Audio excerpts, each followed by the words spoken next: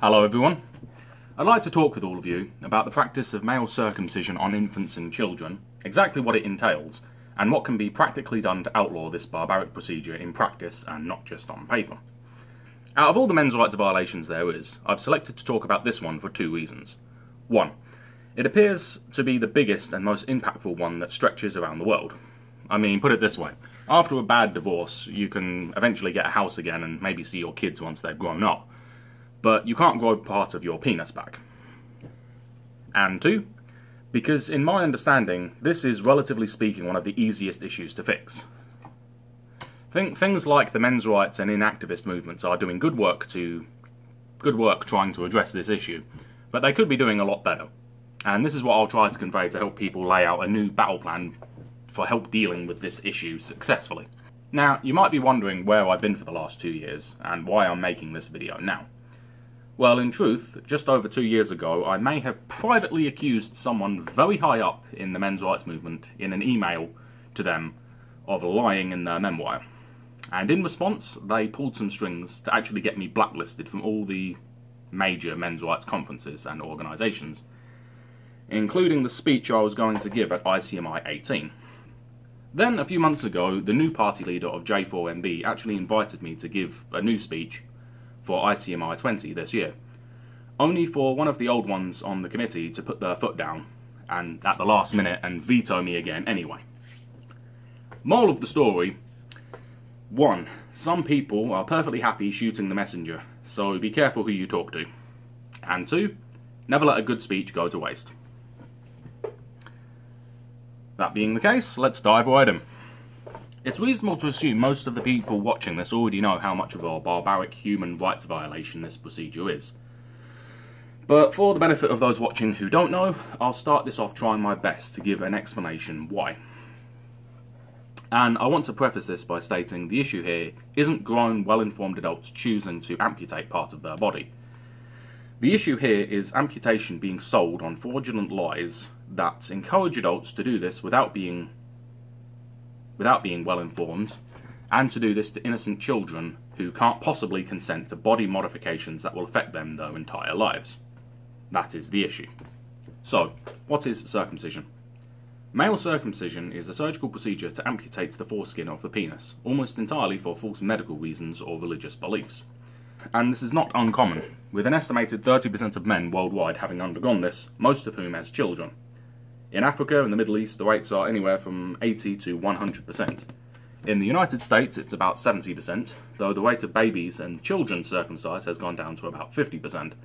And in the UK, it's just under 10% of men, with the rates on babies and children down to about 3%. We're not entirely sure why the rates have dropped in the West over the last few decades, but it's entirely possible access to the internet and all of the medical research one can now do from home has played a big part. The rates have and are slowly going down, yet worldwide we're still at about 1 in 3 men and boys, and almost no one in mainstream politics will publicly voice this as a human rights abuse. The only reason it's going down is because more and more people are electing to ignore the recommendation of their doctors, parents, or religion. Why is circumcision a human rights violation? The primary arguments used to justify this practice claims that it is medically necessary, claims it's just a bit of worthless skin, so it doesn't matter anyway, and claims of religious freedoms. So let's go through those arguments one by one. The medical justification. Claim: sometimes circumcision is medically necessary. Fact: yes, sometimes it is, but most of the time they say it is, it isn't. The medical justifications they give include phimosis, which basically means the foreskin is too tight, and hence can't pull back properly during an erection, causing a bit of pain. Currently, the treatment for that is either creams and stretching, or surgical amputation. For some reason, when people make the argument that when stretching and creams don't work, then it requires a surgical option, they seem to forget that there are other surgical options than amputation. There is, in fact, a procedure called a dorsal slit, which is pretty much what it sounds like. It surgically widens the foreskin without removing any tissue. However, that isn't the standard surgical option. The standard one recommended is to just simply remove it. Another medical justification they give is to treat something called balanitis, which in layman's terms is otherwise known as a penile rash, which can be treated with basic hygiene like every other rash you get on your body. Honestly, imagine going to the doctors because your baby has a nappy rash on their bum, only for them to recommend surgery to remove that skin as if that was no big deal. Everyone knows that sounds insane, yet many don't think that sounds insane when that skin is on their baby boy's penis. When it comes to bacterial infections, if it's serious enough to the point that all other options are failing and there's a risk of it turning into something more serious, then fair enough. But that has to be the absolute last resort, not something to be taken lightly. But the fact is, it is taken lightly. It's taken so lightly that you can get it done on the NHS for no reason at all. On paper, this procedure is actually illegal, but in practice, it's as legal as getting a flu jab. That's about taken lightly as it comes. And third, my personal favourite, to reduce infections. Now, I'm sure we've all heard the standard line that circumcision lowers the rates of HIV, because even the World Health Organization makes that claim. And where does that claim come from? Well, at the beginning of the 21st century, the Americans' budget for reducing AIDS worldwide thought of the great idea of spending some of its money to increase the rate of circumcision in parts of Africa with low circumcision and high HIV rates. There was no evidence that circumcision prevented HIV transmission, but that was the reason they gave anyway. I mean, at the time, in the US, they were doing the same for infants to cure their UTIs, as opposed to just recommend basic hygiene, so it made sense to them. A few years later, the data was in that the people they circumcised had lower levels of HIV than those that didn't, and that was treated as a scientific fact that circumcision lowers HIV. Now, anyone that knows anything about statistics and the scientific method knows that's not how science works. By the same logic, hospitals make people sick because there's more sick people in hospitals than there is out of them. When they went to Africa, they didn't just circumcise them, they also took lots and lots of condoms with them too. Now, it stands to reason that the percentage of the male population that elected to have this procedure out of fear of getting HIV, more likely than not also accepted all of the free condoms too, that were too expensive for them to buy before. Condoms do protect against HIV transmission, and unlike with circumcision, there is evidence that follows the scientific method that proves that. There is not one single shred of evidence that follows the scientific method that a man with HIV has got less of a chance of transmitting it from unprotected sex if he removes his foreskin first. It's a lie. A very, very big lie. But let's play devil's advocate and say it does reduce the chance of transmission from unprotected sex. It still doesn't protect it by 100%. So, it's advocating the amputation of part of the body to help reduce the spread of a disease, which doesn't fully protect against that transmission anyway, as opposed to just using condoms and testing, which does provide that proper protection. Can you imagine if we did this with any other types of diseases, like breast cancer? It stands to reason we could save a lot more lives and money by merely spending a good amount of our breast cancer funds to remove as many mammary glands as we can before any cases of breast cancer ever form. And we could do it on babies too, so they'll never know what they're missing, and any pain or trauma they receive they won't remember anyway. Does that sound good to everybody? No, I don't think so. Second justification. It's just a bit of worthless skin. The basic idea behind this justification is that the foreskin has no function whatsoever, it's just a seemingly pointless part of your body like the appendix, hence removing it can only have upsides. I mean, we cut our fingernails and our hair back, so I mean, who cares, right? It's not like it's an organ or something. Oh wait, it is an organ. It's called the prepuce, which in males is called the foreskin, and in females is called the clitoral hood. Logically, this justification also justifies type 1A female genital mutilation, which is the removal of the clitoral hood only. It truly amazes me how few people that make this argument would admit that logically the clitoral hood is just a worthless bit of skin too. Especially when the foreskin actually has one more function than the clitoral hood does. Here's a quick biology lesson that you likely won't find in an American school textbook. When a baby boy is born, he doesn't have what you call a normal foreskin, because it changes as he ages. When he is born, this layer of skin that covers the head of the penis is actually fused to the glands of the head. It has no movement in it. It is fused to the head of the penis as much as one of your nails is fused to its nail bed. Only when that boy reaches around the age of puberty does the foreskin slowly start to separate from the glands. And to my understanding, it's the same with the clitoral hood, in that it starts off fused to the clitoris and then separates as they sexually mature. The reason for this is that movable skin has no function before sexual maturity. Before that point, it doesn't need to move to do its job. Its first job is quite simple. It's the job of all skin, to protect your body from the elements. And that's why forcefully pulling back that skin before it's ready, as it used to be recommended by American doctors to clean underneath because they didn't have the first clue what they were doing. Leave it alone and it'll do what it's designed to do in those early stages. Once it has fulfilled that job and is ready to separate to prepare the body for sexual maturity, it then gains two other functions. Now, by doing so, its first function has been slightly reduced by allowing a moist fold in the body that, if left uncleaned, will build up dead skin cells and bacteria. And there's a very simple solution to that issue. It's called basic hygiene. You don't cut your lips off to avoid brushing your teeth, after all. Now, the second function is sexual pleasure. The pubis contains around 20,000 erogenous nerve endings that provide a great deal of sexual pleasure. The most sensitive location on a circumcised penis is the circumcision scar on the ventricle surface, exactly where that foreskin is supposed to be. The pubis is in itself erogenous tissue for sexual pleasure. But it's not the only way it provides sexual pleasure. With both the foreskin and the clitoral hood, they still maintain the function of protecting the glands from the elements while keeping them moist. Without that protection, they dry out and become keratinized, which is just another way of saying the skin gets thicker and less sensitive. So you're losing the sensation of the tissue that's been removed, obviously, and the tissue that remains then gets further desensitized as a direct result of that lack of protection they're no longer getting. When you remove that tissue, you are reducing sexual satisfaction, and that is why people who have been circumcised develop impotence, aka erectile dysfunction, much earlier in life. Those are two functions that the foreskin and clitoral hood both have.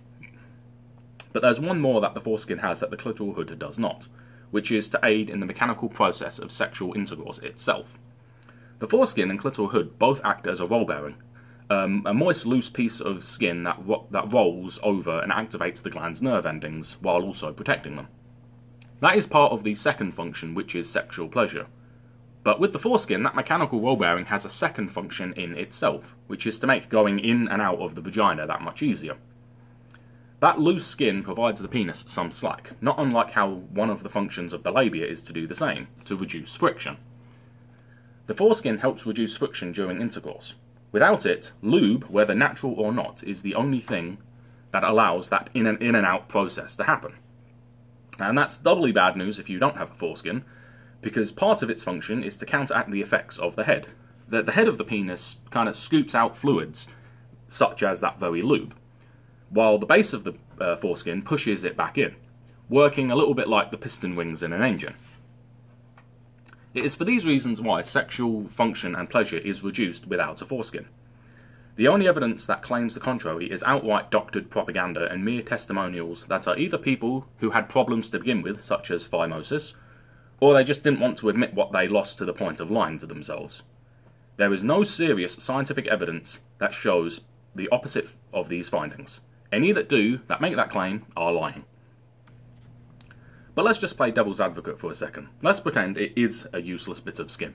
It has zero function at all and is basically like your earlobes or something.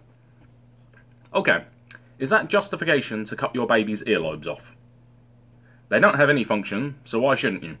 It's your baby, and it doesn't matter anyway, so why shouldn't you be allowed to remove healthy but pointless tissue from them?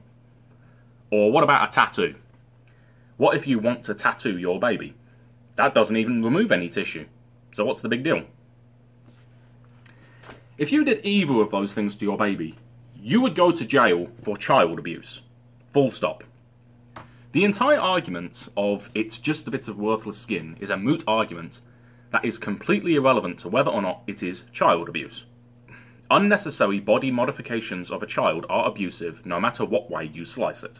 The reason for that is a child is not your property. It is a person in their own right who is under your guardianship, not ownership.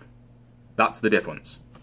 without the argument that your child is your property that you can do with as you please, regardless of their human rights, then it's just a bit of worthless skin is a non-argument.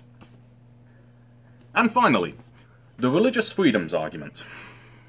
This is some variation that religion or God trumps the rule of law in the family home. That this is tradition that we hold as sacred, and our parents did to us, their parents did to them, and so on. And if the state is going to outlaw this holy practice, then what's stopping it from banning all of our beliefs and practices? Believe it or not, this is a somewhat genuine argument and concern. I myself am a strong freedom of speech and expression advocate running my own free speech group. It is very important, with the freedom of religion and separation of church and state being one of the cornerstones of English common law, that has served us so well and so successfully for a very, very long time. It's a very important virtue which must not be disregarded as unimportant. At the same time, however, it shouldn't be taken for granted either. As is mostly universally understood, every single freedom has its limits and is not absolute. The only absolute with freedom is the need to find the correct balance, with how much freedom is too much or too little. In the case of cutting off part of your baby boy's penis in the name of God, is way too much freedom of religion, and not nearly enough freedom of the rights of the individual. And this isn't just an argument for freedom of religion, or freedom of the individual. We also have to consider the religious freedoms of the individual too. This is one of the reasons I quite like the Amish, other than as far as I'm aware they don't circumcise their young, but they have a very balanced and fair way of raising children. They don't actually baptise their young at all. They only baptise their adults after they choose to make and accept their vows. So Amish children live under their parents' beliefs and must live according to their values, under my roof and all that. But once they reach adulthood, however, they're actually encouraged to leave on a sort of Amish gap year called Rum, I think it's pronounced Rum Springer. And they're permitted to go on that for as long as they wish, engaging in any sorts of acts they wish, including sex and drugs. Some only go on it for a week, and some go on it their entire lives, having their families outside their community or Amish way of life. And those that choose not to come back, none of them are shunned, but welcome with open arms in the occasional family meetups. The only time the Amish will shun one of their own is when one of them decides to end their Rumspringer, take their Amish vows and baptism as an adult, and then break their vows they consented to take. And funnily enough, about 80% of the Amish kids do come back to accept their vows and baptism. Now, I'm not suggesting all religious people convert to the Amish way of life. I'm simply pointing out the Amish do demonstrate that perfect balance of the freedom of religion and the freedom of the individual, giving their young the respect of choosing their own religion as adults, not forcing them to make a lifetime commitment before they can consent to of their own free will. To brand unconsenting infants with the permanent mark of commitment to their parents' religion is a gross dismissal of their own religious freedom to choose later in life. To assert that a religion's right to circumcise a baby born into it exceeds that baby's human rights of bodily integrity and self-determination on whether or not it wants to make a lifetime commitment paid for with its flesh, is to say that baby is not a person at all, but property. And the law currently agrees, so much so that you can legally in this country cut and rip off part of your baby boy's penis off without any anaesthetic or medical degree, and then in some very orthodox traditions, then proceed to orally suck his bloody penis as he's screaming his little head off in agonising pain. In practice, that is 100% legal in this country, providing you can claim religious freedoms to do it. And no one in the police or mainstream politics will do anything about it, for the sole reason they don't want to lose votes or lose their job for committing hate speech. That is the current state of affairs in this country. Luckily, however, there is still hope from the religious aspect. There are minority groups in both Jewish and Muslim and a few other religions that practice this, who are making a stand and refusing to continue this tradition no more. Instead of leaving their religion, they've merely changed their ceremonies and baptisms so they don't include said body modifications, which provide an alternative to said practice, both on the reason it's barbaric, but also on the basis that many of them believe it's an insult to their God, i.e., to remove this is to say God made a mistake. So, in that regard, there is still some hope within religion to end this. There's far more to all of this, but that's the general rundown of why this is such a widespread and unjustifiable human rights abuse. So, what is currently being done about it from an anti-circumcision activist or intactivist point of view? Well, the bulk of the activism around it currently appears to be mostly about education and protesting. There's a number of groups fighting this, and one of the most well-known is the group called Bloodstained Men, which, unless I'm unintentionally misrepresenting, mostly take to the streets as often as they can, protesting whatever's relevant with various placards and information to educate passers-by and get as much publicity to this issue as they can. And that is the fairly standard method that all rights groups use to address this issue, which is to educate and get as much publicity as they can. And the broader men's rights movement is no exception to that. I remember when I was on the committee for the 2017 March for Men in London for International Men's Day, there was an internal conflict with the main organisers not wanting any anti-feminism or any pictures of placards of screaming baby boys being circumcised. Now myself, I was naturally on the side that banning all of that was a very bad idea, on the basis any publicity is good publicity when it comes to drawing attention to human rights abuses. But those main organisers weren't having it, and banned it. But luckily their demands fell on deaf ears, for the party leader at the time for J4MB, Mike Buchanan, even though he's a bit of a weasel anyway, brought out their circumcision placards anyway, which I privately congratulated him for, since few other people publicly made that stand. It really does go to show that demand to expose this is deep, since this appears to be the standard method, with no other method being obvious when it comes to this. However, something has occurred to me for a while over all of this. It's already achieved its job. Since I've been away from all of this for a couple of years now, most of my time on this issue has been mostly spent talking with normal everyday people one-to-one, and it appears most people already know. They might not know all of the nitty-gritty details, but they know enough. In the last few weeks, I've looked around the men's rights movement again to see what's changed in the last 2 years, and not much has changed at all when it comes to this issue, other than maybe morale is a little lower. And the reason for that loss of morale is Denmark. In 2018, around about the time I took a break from all of this, the Danish pretty much told their government in the form of a citizens' initiative to ban this practice, with the subsequent surveys showing overwhelming support of about 85% of the population for years in a row. The Danes have told their government in no uncertain terms to ban this, and this demand is in fact compliant with the Danish constitution, with their criteria on religious freedoms. And yet the Danish government, regardless to their constitution and democracy, have replied, "No, I don't think we will. We don't want to end our careers labelled both anti-Semitic and Islamophobic after all." Over 80% of the country have made their expectations clear. Those expectations fit their country's constitution, and yet their government will still not do it. This is the source of that lack of morale, and yet it shouldn't be at all. This isn't bad news, this is actually fantastic news. The reason for this is their democracy is working exactly as it's supposed to, which is to say slowly and inefficiently. The Danes do not have a direct democracy like the Swiss that respond "how high" when the population says jump. The Danish have a representative democracy, just like we do, that when the population says jump, the government responds, "Yeah, let's leave that for another election or two. We're a bit busy with our careers at the moment." Brexit, anyone? This is how representative democracy works.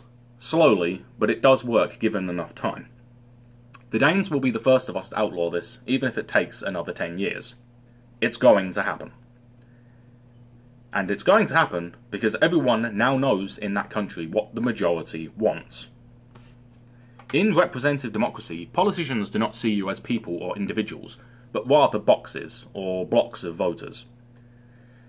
In the same way a soulless corporation sees their workers as merely numbers, politicians see registered voters in the exact same way. Numbers. You are not James Peter Smith to a politician. What you are is middle-aged, white working class, Welsh farmer and environmentalist voter. You are not an individual in their eyes. You are a collective like the Borg or something.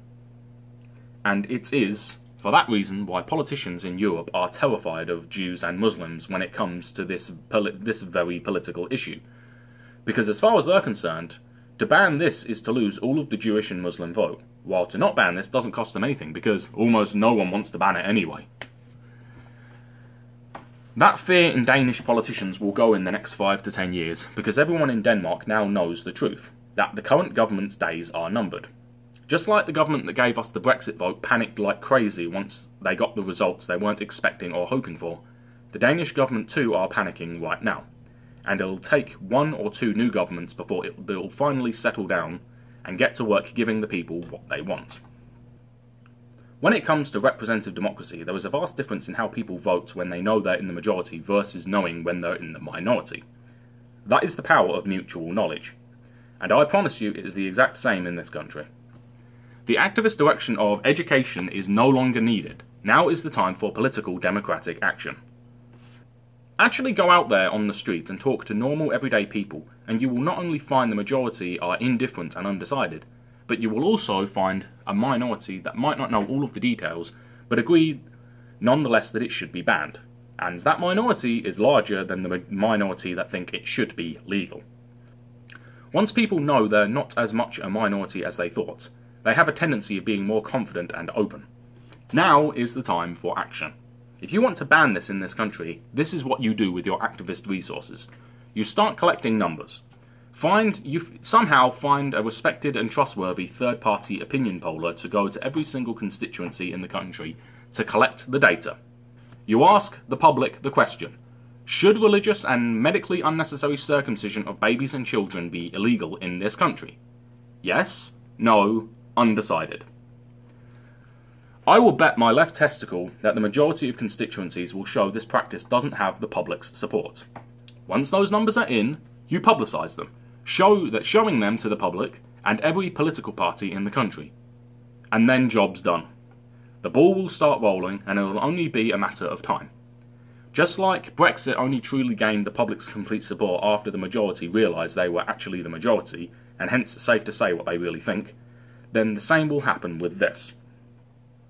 That's it. That's how we can end this. It just requires all the int-activists to come together and change their battle plan to this direction.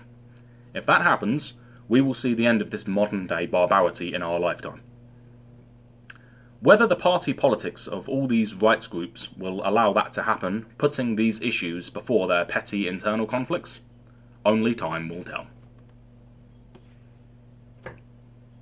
Cheers.